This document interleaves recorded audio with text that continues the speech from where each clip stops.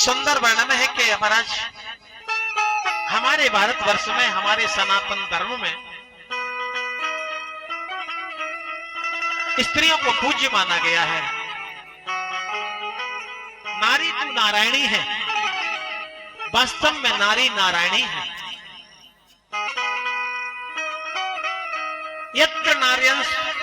यत्र नार्यस्तु पूज्यन्ते रमन्ते तत्र देवता। जहां नारी का सम्मान होता है हमारे सनातन में है महाराज, वहां देवता भी विचरण करते हैं। वहां पर देवता श्री राधे देवता भी वहां पर विचरण करते हैं। तो हमारे सनातन में महाराज नारी तो नारायणी है ऐसा कहा गया है। यत्र नार्यस्तु पूज्यन्ते रमन्ते तत्र देवता। जहां नारी का सम्मान होता है वहां पर देवता भी वास करते हैं। जिस घर में बालक, वृद्ध, रोगी और स्त्रियों का अपमान होता है वो घर श्रीहीन हो जाता है। ऐसा महाराज होते हमारे संत जनों का, पूर्वजों का कहना है। ए भाव हमारे पूर्वजों ने सोचा होगा इसलिए नारी को पूज्य बताया। बोले क्यों बताया महाराज? सबसे ज्यादा त्याग महिला ही करती है। सबसे पहले अपने माता पिता को छोड़कर आती है, दूसरा अपने भाई बहनों को छोड़ के आती है, सलिए को, सहेलियों को छोड़कर आती है, और फिर सास ससुर पति का ध्यान रखती है। स्वयं गीले में सोकर के अपने बच्चे को सूखे में सुलाती है, स्वयं भूखी रह करके अपने बच्चे को खिलाती है और स्वयं भूखी सो जाती है परिस्थिति अनुसार। प्राचीन हमारे भारत का भाव क्या था?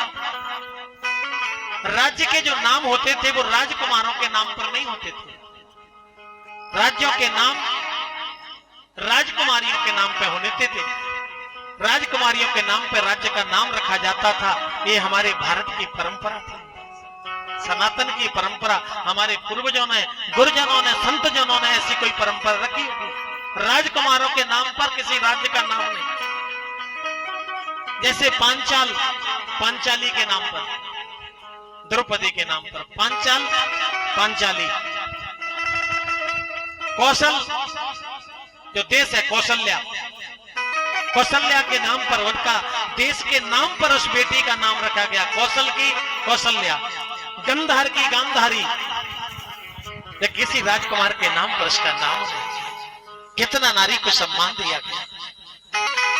गीता के 6वें अध्याय में कहा है, प्रशांत आत्मा विगते ब्रह्मचार व्रते स्थितः।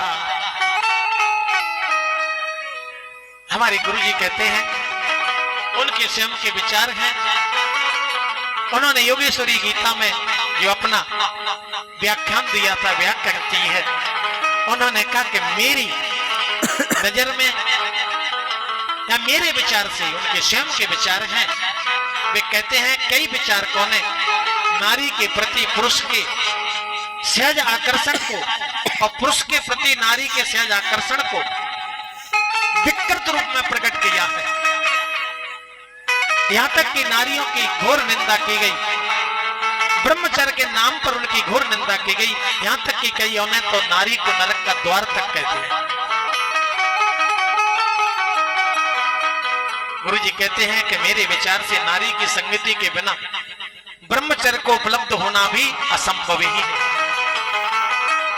क्यों? जब हम गर्भ में थे, जब हम गर्भ में थे तो न तो हमें चोट लगने की चिंता, न सर्दी की चिंता, न गर्मी की चिंता, यहां तक कि हमें भोजन की नहीं चिंता, श्वास तक लेने की चिंता नहीं थी हमको महाराज। उस समय हमारा आधार एक नारी शरीर ही था। उस मां के गर्भ में हम पल रहे थे, वो नारी शरीर ही था, वो भी तो नारी है। इसलिए तो कहा है नारी तो नारायणी है। नारी शरीर हमारे जीवन का आधार था। जब हमारा जन्म हुआ हम कुछ भी करने की स्थिति में नहीं थे, यहां तक कि हिल डुल नहीं सकते थे। वो नारी शरीर ही हमारे जीवन का आधार था। उसके बच्चे स्थल से ही हमारा वो रस प्रवाहित हो रहा था, जिससे हमारा जीवन चल रहा था।